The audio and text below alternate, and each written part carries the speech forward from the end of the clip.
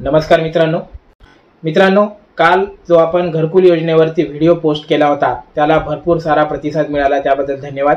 परंतु बऱ्याचशा जणांनी, बऱ्याचशा व्ह्यूअर्सनी त्या ठिकाणी कमेंट केलेला आहे, कॉन्टॅक्ट केलेला आहे की सर घरकुलचा लाभ तर आम्हाला पाहिजे आहे, परंतु आमच्याकडे जागा उपलब्ध नाही, किंवा आम्हाला घरकुलमध्ये नंबर लागलेला आहे, घरकुलमध्ये आमचं नाव आलेलं आहे, यादीत नाव आलेलं आहे, पण आमच्याकडे जागा उपलब्ध नाही, तर आम्ही घरकुल बांधणार कुठं?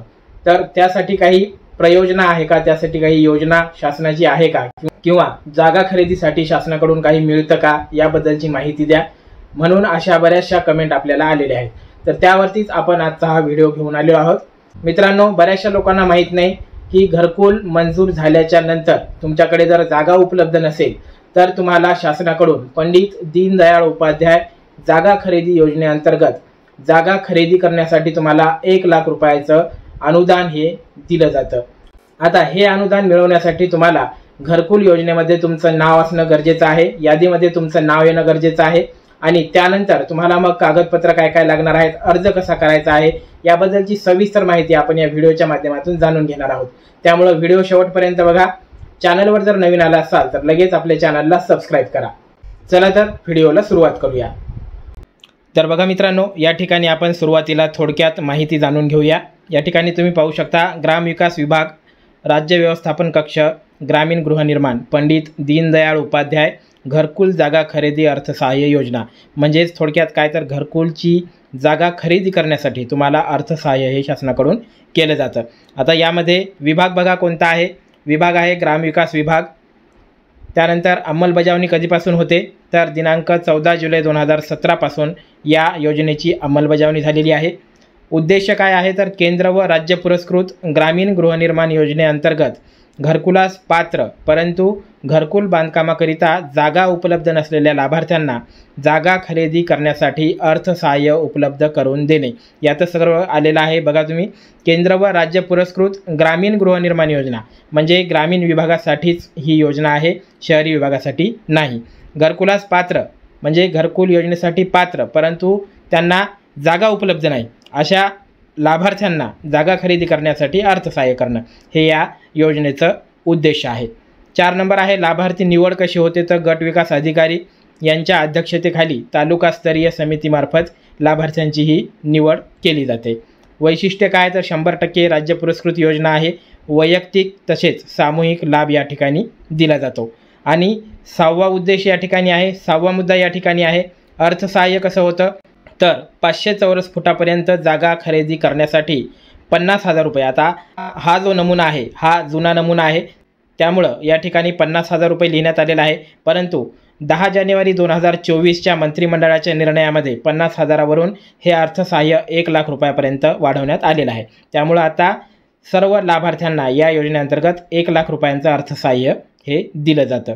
त्यानंतर निधी वितरण करण्याची जी प्रक्रिया आहे ती थेट लाभार्थ्यांच्या बँक खात्यामध्ये जमा करण्यात येते, DBT अंतर्गत। ही झाली आपण थोडक्यात माहिती बघितली।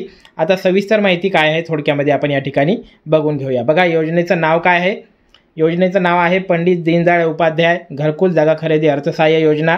योजनेचा लक्ष्यांश ग्रामविकास विभागाकडील शासन निर्णय 2/8/2018 अन्वये योजनेअंतर्गत केंद्र व राज्य पुरस्कृत ग्रामीण घरकुल योजनांमार्फत घरकुलास पात्र परंतु घरकुल बांधण्यासाठी भूमिहीन लाभार्थ्यास प्रत्यक्ष जागेचे क्षेत्रफळ हे प्रति लाभार्थी, आता तुम्ही म्हणाल जागा किती मिळते, तर 500 चौरस फूट जागेसाठी जर तुम्हाला 500 चौरस फूट जागा त्या ठिकाणी खरेदी करायची आहे, त्यासाठी तुम्हाला प्रत्यक्ष जागेची किंमत किंवा रुपये 1 लाख यापैकी जी काही कमी रक्कम असेल ती रक्कम या ठिकाणी देण्यात येते। म्हणजे 1 लाख रुपये तुम्हाला या ठिकाणी अनुदान हे देण्यात येते, आणि ते अनुदान तुम्हाला शासनाला परत करण्याची देखील आवश्यकता नाही।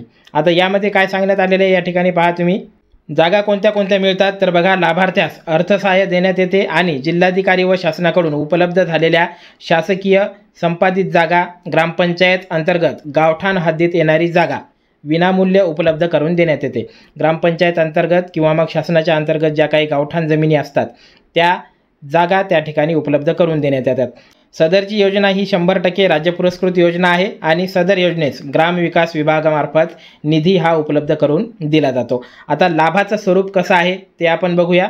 बघा, या ठिकाणी लाभाचं स्वरूप कसं असणार आहे, प्रधानमंत्री आवास योजना व राज्य पुरस्कृत ग्रामीण घरकुल योजनेअंतर्गत ज्या पात्र लाभार्थ्यास घरकुल बांधकामासाठी स्वतःची जागा उपलब्ध नाही, आता प्रधानमंत्री आवास योजना ग्रामीण तुम्हाला माहिती आहे आणि राज्य पुरस्कृत कोणते आहेत तर रमाई आवास योजना आहे, शबरी आवास योजना आहे, आदिम आवास योजना आहे, अशा प्रकारच्या ज्या काही राज्य पुरस्कृत योजना आहेत अशा योजनांमध्ये जर तुम्ही अर्ज करत असाल, तुम्ही पात्र असाल, तर तुम्हाला जागा उपलब्ध नसेल तर खरेदी करण्यासाठी तुम्हाला अर्थसहाय्य या योजनेअंतर्गत केलं जातं।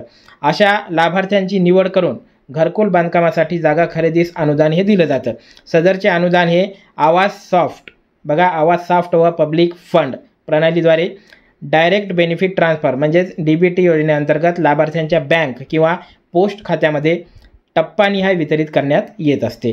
त्यानंतर पात्रता व अटी काय आहेत बघा, लाभार्थ्यांची निवड ग्रामसभेमार्फत करण्यात येते। तसेच लाभार्थी प्रधानमंत्री आवास योजना व राज्य पुरस्कृत ग्रामीण घरकुल योजनेअंतर्गत घरकुलास पात्र असला पाहिजे। म्हणजे तुम्हाला बघा, तुम्ही या ठिकाणी हे समजून घ्या की तुमच्याकडे जागा जरी नसली तरी तुम्ही घरकुलासाठी अर्ज करू शकता। तुम्ही घरकुलासाठी पात्र झाल्यानंतरच तुम्हाला ही जागा खरेदी करण्यासाठी अर्थसहाय्य मिळणार आहे। त्यामुळं तर तुमचं म्हणणं काय असेल की माझ्याकडे तर घर बांधण्यासाठी जागा नाही आणि घरकुलासाठी अर्ज कसा करणार, अर्ज माझा मंजूर होईल का? तर डॉक्युमेंट वगैरे सर्व व्यवस्थित असतील तर तुमचा अर्ज नक्की मंजूर होईल आणि ज्यावेळेस तुमचा अर्ज मंजूर होईल, घरकुल तुम्हाला मंजूर होईल, त्यावेळेस तुम्हाला जागा खरेदी करण्यासाठी अर्थसहाय्य हे केलं जाणार आहे। घरकुलास पात्र परंतु बांधकाम करण्यास स्वतःची जागा नसावी अशी या ठिकाणी पात्रता आहे। त्यानंतर अर्जाचा नमुना व अर्ज करण्याची पद्धत, अर्जाचा नमुना या PDF मध्ये खाली दिलेला आहे, तुम्हाला मी दाखवणारच आहे। वर्षनिहाय ग्रामपंचायत निहाय प्राप्त उद्दिष्टानुसार ग्रामसभेने पात्र केलेल्या लाभार्थ्यांचे ऑफलाईन पद्धतीने ग्रामपंचायतीमार्फत अर्ज स्वीकारले जातात। बघा, ऑफलाईन पद्धतीने अर्ज हे स्वीकारले जातात। ऑनलाईन पद्धतीनं या योजनेसाठी तरी अद्याप अर्ज सुरुवात झालेली नाही किंवा अर्ज ऑनलाईन पद्धतीने स्वीकारले जात नाहीत।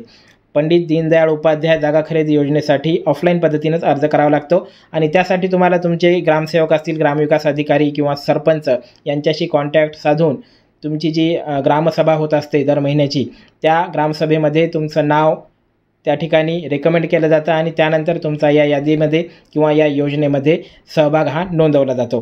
त्यामुळे तुम्हाला तुमच्या ग्रामपंचायतमध्ये ग्रामविकास अधिकाऱ्याशी किंवा सरपंचाशी संपर्क करायचा आहे।